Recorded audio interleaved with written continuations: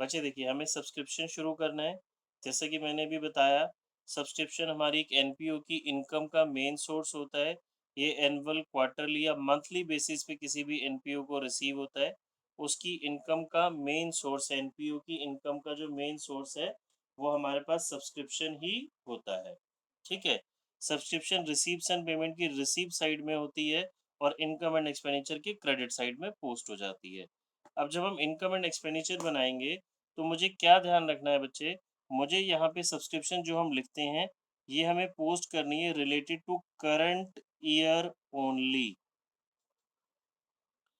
Receives and payment में तो हो सकता है मुझे लास्ट ईयर से रिलेटेड भी कुछ अमाउंट गिवन हो, करंट ईयर से रिलेटेड अमाउंट भी गिवन हो और नेक्स्ट ईयर से रिलेटेड भी अमाउंट गिवन हो जो कि मुझे एडवांस में रिसीव हुआ है। बट जब मैं इनकम एंड एक्सपेंडिचर बनाऊंगा, तो यहाँ से मुझे सिर्फ और सिर्फ करंट ईयर की subscription he income and expenditure की क्रेडिट साइड में पोस्ट करनी है। ठीक है?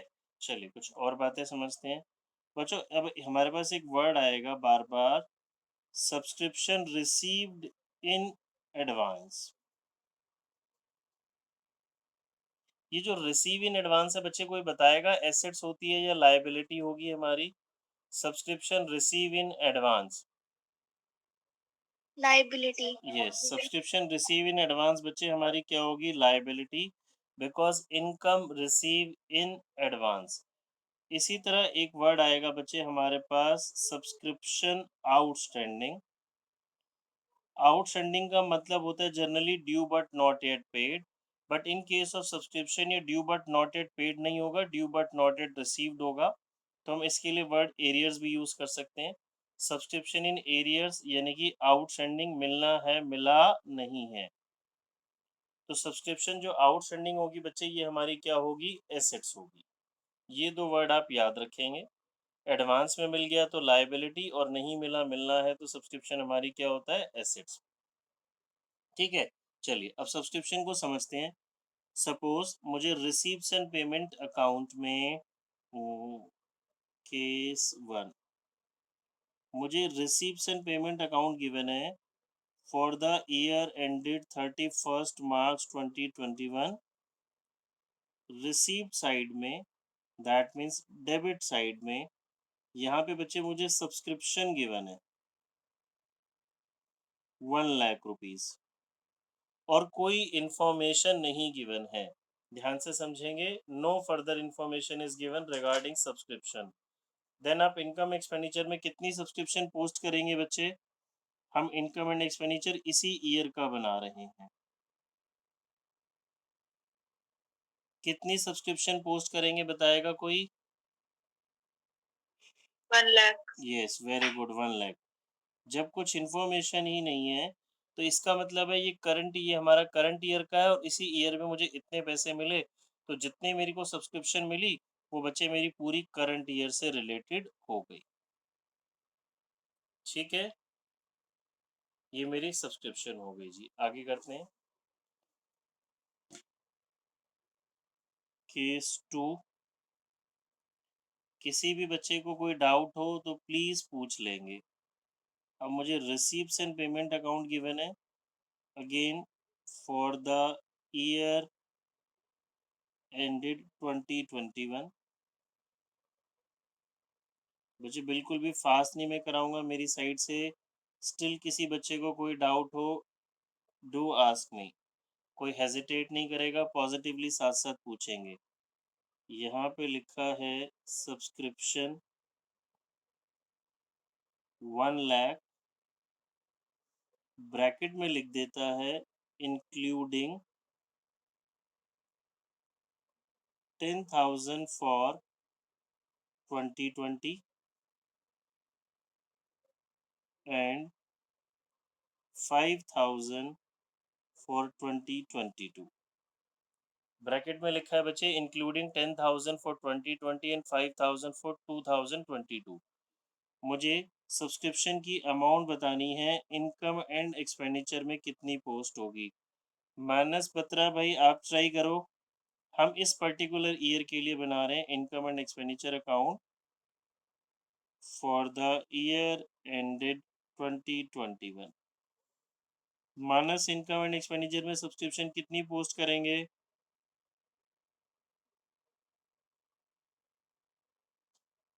5,000। नहीं 5 नहीं, ध्यान से देख। 1 लाख मुझे मिला, 85 माइनस 85,000। वाई? सभी स्टूडेंट्स बेटा बार बार कह रहा हूँ, बहुत ध्यान से समझेंगे। ये अमाउंट है बच्चे received during the current year. देखिए रिसीव्स एंड पेमेंट इस डेट को बन रहा है, इस डेट का मतलब ये मेरा बिलोंग करता है फाइनेंशियल ईयर इससे, ठीक है। यानी कि करंट ईयर में मुझे इतना पैसा टोटल रिसीव हुआ। जैसा कि हमने लास्ट केस में करा था, अभी कोई इन्फॉर्मेशन नहीं थी, तो ये करंट ईयर की मेरी कंप्लीट इनकम थी, एज इट इज हमने 1 लाख यहाँ लिख दिया था। बट अभी इसी क्वेश्चन में क्या लिखा है, इंक्लूडिंग 10,000 फॉर 2020। अब ध्यान से देखिए, मैं 21 के लिए बना रहा हूँ। इस 1 लाख रुपए के अंदर 10,000 इंक्लूड है लास्ट ईयर से रिलेटेड, 5,000 इंक्लूड है नेक्स्ट ईयर से रिलेटेड। ये तो नेक्स्ट ईयर हो गया ना। इनकम एक्सपेंडिचर बनाते टाइम आप सिर्फ और सिर्फ करंट ईयर की बात करते हैं ना, तो करंट ईयर की सब्सक्रिप्शन कितनी हो गई? 85,000। मानस बात समझ में आई डियर? दोबारा बताऊं? नहीं सर, ठीक ठीक है, चलिए गुड। चलिए आगे आते हैं। और किसी बच्चे को बेटा कोई डाउट हो तो आप पूछ लेंगे साथ साथ।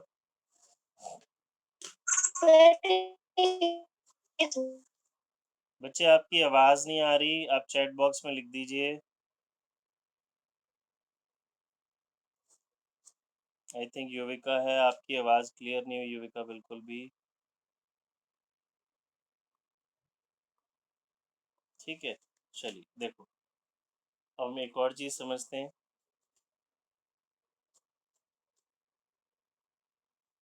केस 1 समझा दो बच्चे। केस 1 तो देखिए स्ट्रेट फॉरवर्ड था।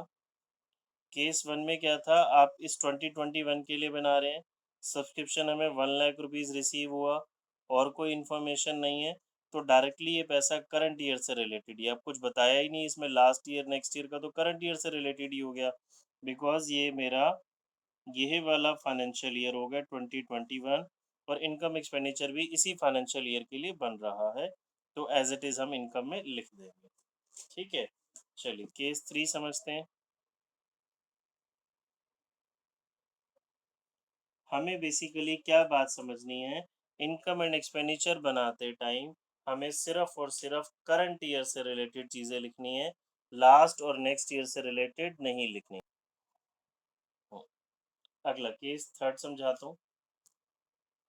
देखिए मुझे क्वेश्चन के अंदर गिवन है बच्चों जी, रिसीप्ट्स एंड पेमेंट अकाउंट में, रिसीप्ट्स एंड पेमेंट अकाउंट 2021 के लिए है।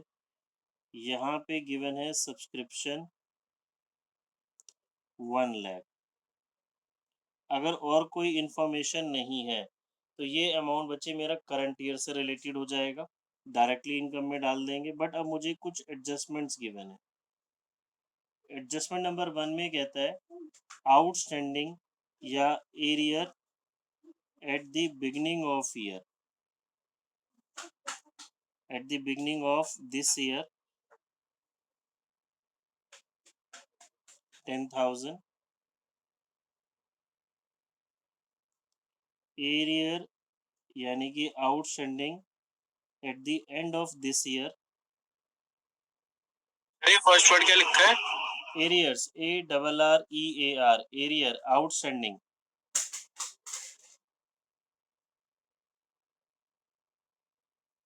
ठीक है, फिर लिख देते हैं जी सब्सक्रिप्शन रिसीव इन एडवांस,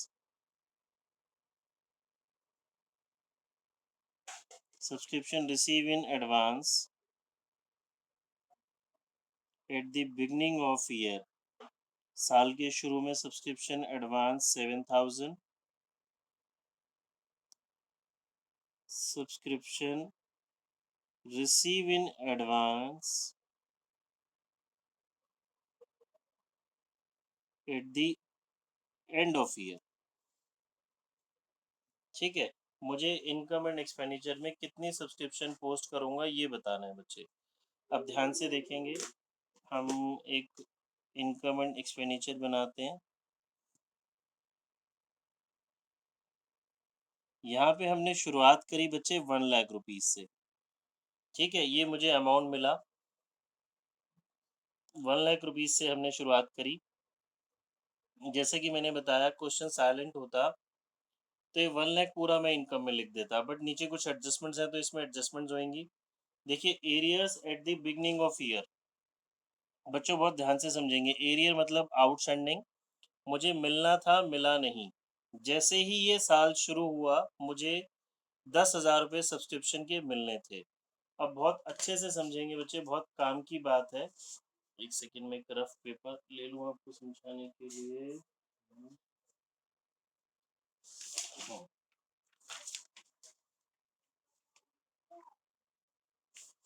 देखिए ये वाला बच्चे जो मेरा फाइनेंशियल ईयर है, ये शुरू हुआ 1 अप्रैल 20 को और ख़त्म कब हो रहा है 31 मार्च 21 को।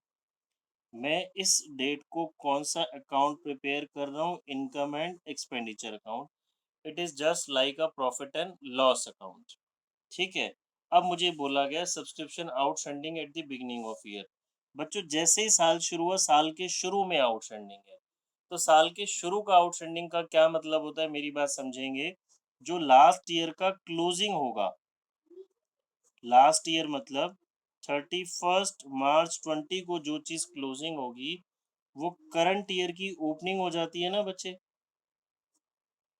पिछले साल का क्लोजिंग तो करंट ईयर का ओपनिंग, यानी कि जो साल के शुरू में एरियर है, वो बेसिकली लास्ट ईयर से रिलेट करता है पैसा।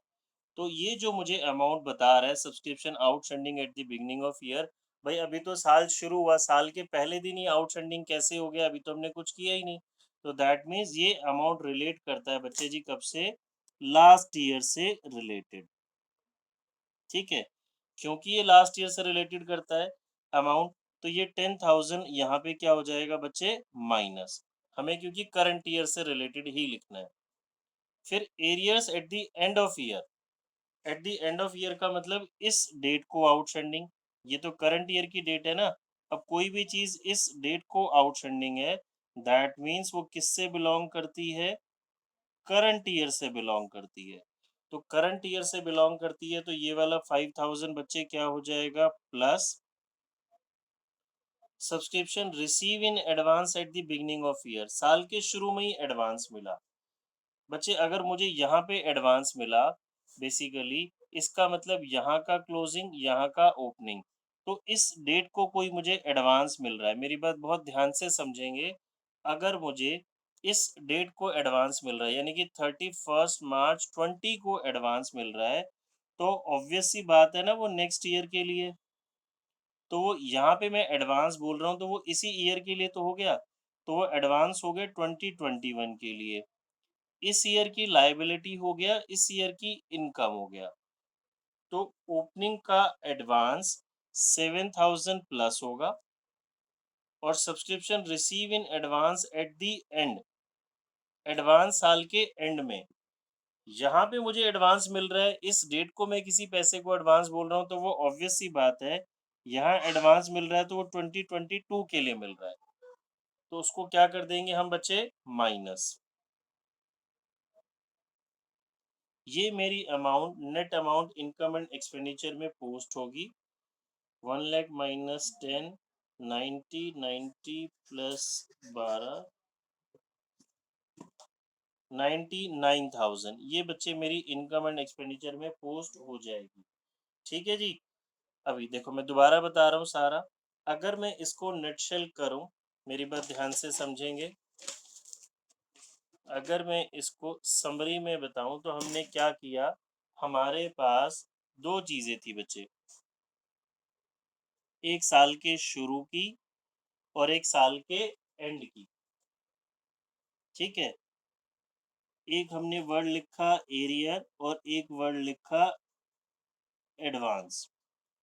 ओपनिंग का आउटस्टैंडिंग माइनस होता है बच्चे ओपनिंग डेट का, क्लोजिंग डेट का आउटस्टैंडिंग यानी कि एरियर्स प्लस होता है, ओपनिंग का एडवांस प्लस और क्लोजिंग का एडवांस माइनस। जो हमने वो फॉर्मूला बनाया वहां पे वो ये फॉर्मूला बना है हमारा, ठीक है? इसको याद रखने का एक सिंपल सा तरीका भी है। हमने 11th क्लास में एंड में प्रॉफिट एंड लॉस अकाउंट पढ़ा था अपना, final accounts financial statement chapter. याद करो उस अकाउंट में बच्चे हम क्या करते थे, आउटस्टैंडिंग एरियर प्लस करते थे और प्रीपेड माइनस करते थे। तो ये तो मुझे ऑलरेडी याद है, तो जो मुझे याद है वो ईयर एंड का है, तो ईयर बिगनिंग का अपोजिट हो जाएगा। ठीक है, ईयर बिगनिंग का अपोजिट हो जाएगा। क्लियर। अब मैं आपको एक और एग्जांपल से ये वाली बातें क्लियर करता हूँ, ध्यान से समझेंगे। अभी हमारा फाइनेंशियल ईयर चल रहा है, जो एट प्रेजेंट जहाँ पे हम पढ़ रहे हैं वो हमारा फाइनेंशियल ईयर है ये। ठीक है, इस फाइनेंशियल ईयर की बात हो रही है। अब मेरी बात ध्यान से सुनेंगे। अब मैं कहता हूँ जी, किसी बच्चे ने मुझे यहाँ पे ओपनिंग में ईयर के बिगनिंग में एडवांस दिया, साल के शुरू में किसी बच्चे ने मुझे फी दी एडवांस, तो एडवांस एट द बिगनिंग, अगर बिगनिंग का एडवांस है दैट मीन साल के शुरू का है, पहले ही दिन मुझे किसी ने एडवांस दिया, तो बेसिकली वो इसी ईयर से तो रिलेटेड हो गया और मैं इसी ईयर की अकाउंट्स बना रहा हूँ, तो इस इनकम में क्या हो जाएगा, प्लस। अब कोई बच्चा मुझे यहाँ पे एडवांस दे रहा है, यहाँ का मतलब 31 मार्च 2022 को मुझे वो फीस दे रहा है और बोल रहा है सर वो एडवांस है ये। तो बात समझो, यहाँ तो आपकी 12th क्लास बच्चे फिनिश हो जाएगी ना, आपकी 12th क्लास फिनिश हो गई इस डेट को तो, और आप मुझे यहाँ फीस दे रहे हैं और यहाँ पे कह रहे हैं एडवांस है, तो ऑब्वियस सी बात है वो 12th क्लास से रिलेटेड तो नहीं हो गई, आप मुझे नेक्स्ट ईयर से रिलेटेड फीस दे रहे हैं, तो दैट मीन्स वो करंट ईयर की मेरी इनकम नहीं है, तो दैट्स वाई वो क्या हो जाएगी, माइनस। आई होप सभी बच्चों को और क्लियर हुआ होगा।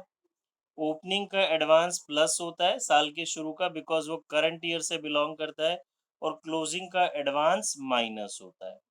ठीक है, किसी बच्चे को कोई डाउट है तो पूछो अभी इसमें पहले। देखिए ओल्ड बुक में भी क्वेश्चन नंबर 24 ये कैसे करेंगे इसको समझेंगे। देखो, कहता है calculate amount of subscription which will be treated as income for the year ended 31 March 2021 for each of the following cases. मुझे बताने in each of the following cases में इनकम एंड एक्सपेंडिचर में कितनी सब्सक्रिप्शन मेरी जाएगी।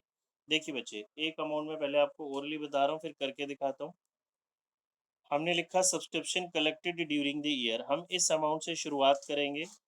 Subscription in arrears for the year ended March 31 21, outstanding है ये 31 March 2021 का, यानी कि क्लोजिंग का, करंट ईयर का आउटस्टैंडिंग, तो ये क्या हो जाएगा बच्चे, plus receive in advance for 2022, advance में मिला है नेक्स्ट ईयर के लिए, साफ साफ लिखा है, तो नेक्स्ट ईयर के लिए मिला है तो क्या हो जाएगा, माइनस।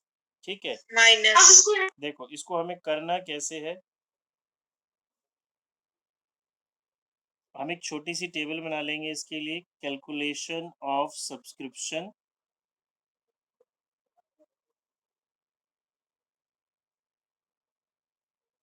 Particulars amount.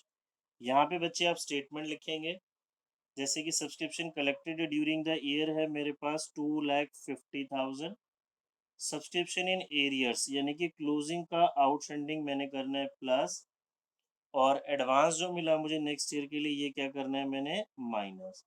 तो नेट अमाउंट बच्चे मेरा सॉल्व करके आ जाएगा 2,51,000। इसके आगे हम लिख देंगे अमाउंट टू बी पोस्टेड